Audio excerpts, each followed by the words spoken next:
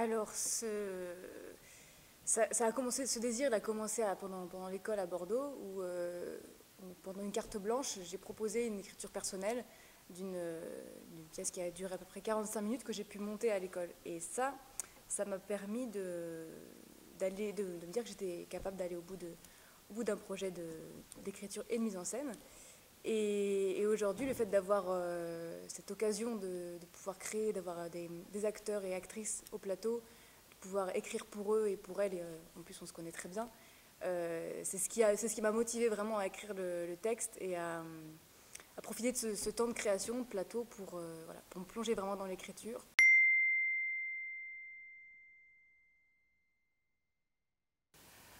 Non, c'est un texte qu'elle a écrit assez vite, elle l'a écrit cet été assez rapidement et pour nous parce qu'en fait c'était aussi un peu c'est un peu Sophie Chêne qui lui a proposé de faire un labo avec nous trois et Marion a été super contente et nous aussi et on s'est lancé là-dedans et du coup elle a assez rapidement créé ce texte mais vraiment en pensant à nous, elle savait qui allait jouer quoi donc oui on est un peu privilégiés, on a écrit un texte pour nous. Ben, il y a plusieurs choses. En fait, déjà Marion, elle a eu peu de temps pour écrire la première forme. Elle avait une espèce de prémisse qu'elle avait écrite il y a un moment. Et quand Benoît et Sophie avaient proposé la première session de résidence, du coup, elle a eu 2-3 semaines pour pondre un texte de 50 minutes. Donc, alors que d'habitude, Marion, c'est quelqu'un qui écrit beaucoup, des grands jets, et puis après, elle prend beaucoup de recul, et ça met beaucoup de temps à écrire normalement une pièce. En général, je pense que ça doit mettre, je ne suis pas écrivain, mais ça doit mettre 1 an ou 2 ans.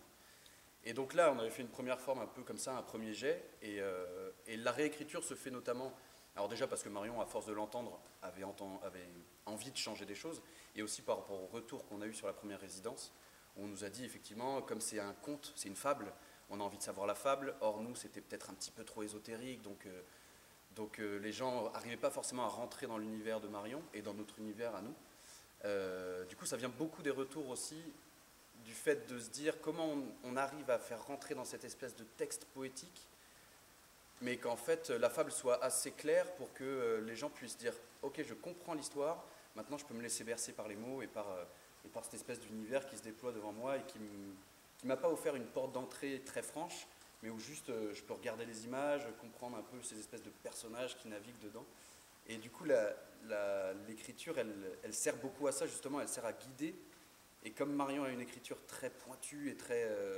ouais, il y a un truc hyper... Moi j'appelle ça poétique crue. C'est poétique et en même temps, de temps en temps, tu as des espèces de termes qui sortent comme ça, qui te ramènent à du concret. Et sauf que pour rentrer dedans, du coup, il faut quand même une belle porte d'entrée, quoi. Et donc c'est aussi... Je pense que c'est ça aussi que Marion a essayé de faire sur cette forme, qui changera sûrement la prochaine fois qu'on travaillera.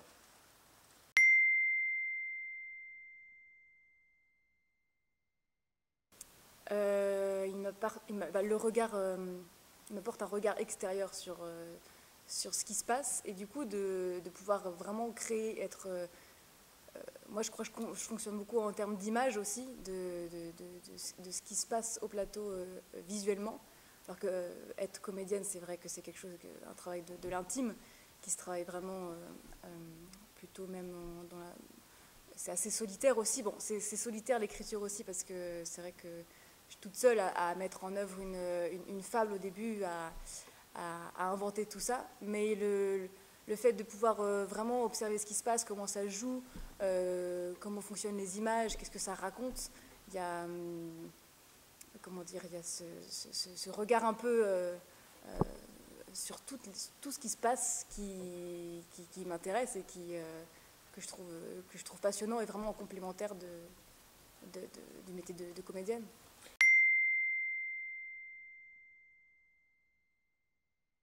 C'est une langue poétique et qui raconte des choses, qui parle voilà, de l'amour, enfin, je sais pas comment expliquer, mais c'est un peu aussi parfois un peu macabre, enfin, je sais pas, non pas macabre, c'est pas le bon mot, mais... Non mais ça se lit vraiment, enfin moi pour moi ça se lit vraiment aux contes vraiment de Perrault ou de Grimm qui à la base ne sont pas faits Oui. pour être jolis comme on a pu voir les versions des Disney ou des dessins animés. C'est pas édulcoré quoi. C'est pas édulcoré, il y a quelque chose de très beau, de très fantastique, mais à la fois de très cruel et de très sombre aussi.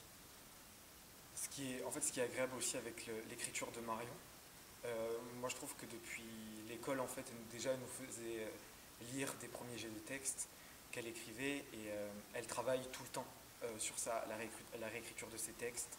Et elle a une écriture qui est très métaphorique, très imagée, très belle, et qui à la fois à jouer pour des comédiens et des comédiennes, c'est assez jouissif, parce que c'est très organique, c'est très vivant, et à chaque fois dès qu'on répète des scènes, il y a en fait un millier de possibilités qui s'ouvrent à nous, quoi. Il faut être très concret et en même temps, on peut se permettre de faire des choses folles, de dire les phrases d'une manière un peu absurde. Enfin, on peut se permettre d'avoir un jeu qui n'est pas réaliste du tout.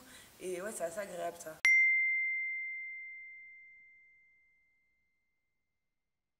J'ai choisi cette forme-là. Alors, j'ai pas choisi, j'ai l'impression que ça m'est vraiment venu comme ça, à gros traits. En fait, j'aime bien les.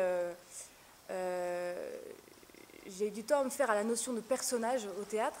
Et en fait, je crois que c'est vraiment intéressant parce qu'on peut tirer des traits assez grossiers, assez prononcés. Et le conte a cette chose très belle que les personnages sont parfois manichéens, parfois ils sont plus ambigus. En tout cas, ils ont vraiment des couleurs très fortes et assez précises. Et je trouve que c'est ça que j'avais envie de mettre en exergue, justement, de mettre en valeur les sentiments des personnages à travers une figure.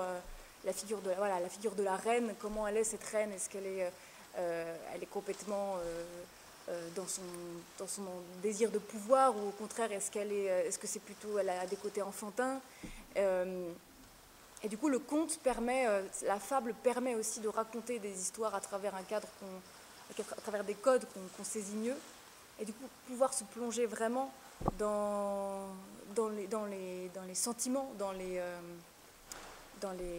choses puissantes que nous font ressentir la vie.